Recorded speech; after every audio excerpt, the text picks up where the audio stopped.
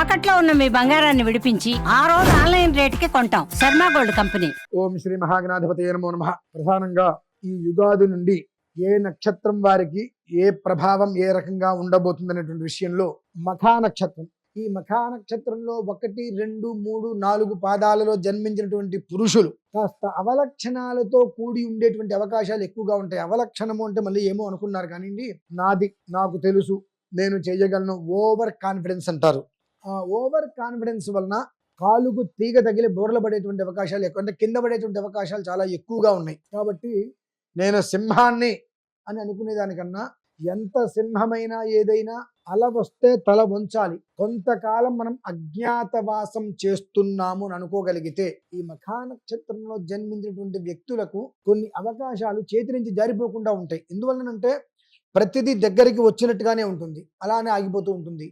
వీళ్ళ ఒక్క వాక్ ప్రభావము చే, అంటే కొన్ని అనరాని మాటలు, మాట్లాడరాని మాటలు, తొందరపాటు చర్యలు, ఈ మాటల వలన మనకు గవర్నమెంట్కి సంబంధించి కావచ్చు, వ్యాపారాలు కావచ్చు, వీటిలలో మనకు రావాల్సిన ప్రతి ఒక్కటి కూడా ఆగిపోయేటువంటి పరిస్థితులు ఉన్నాయి. కనుక కొన్ని పనులు కావాలి అని అంటే మన పెద్దవాళ్ళు అంటారు రాజసేవ అంటారు.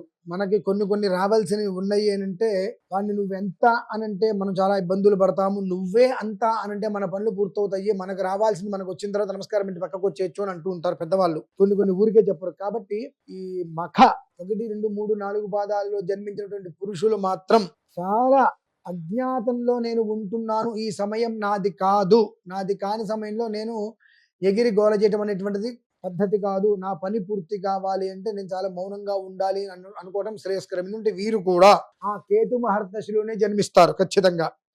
కనుక అలాగే ఇదే మఖా నక్షత్రంలో 4 పాదాల్లో జన్మించినటువంటి స్త్రీలు, వీరు కూడా గృహిణీల విషయాన్ని పక్కన పెడితే స్వతసిద్ధంగా కూడా వీరికి నా అంతటి వాళ్ళు లేరు అనేటువంటిది ఒక తత్వం ఉంటుంది. నేను కాబట్టి నడపగలుగుతున్నాను, నేను చేయగలుగుతున్నాను, నేను కాబట్టే చేశాను, నేను ఏదైనా చేయగలను, మంచిదే, అందులో ఎలాంటి సందేహము లేదు. కానీ అన్ని రోజులు మనవే కాదు అనేటువంటి ఒక చిన్న సత్యాన్ని కూడా గమనించాలి.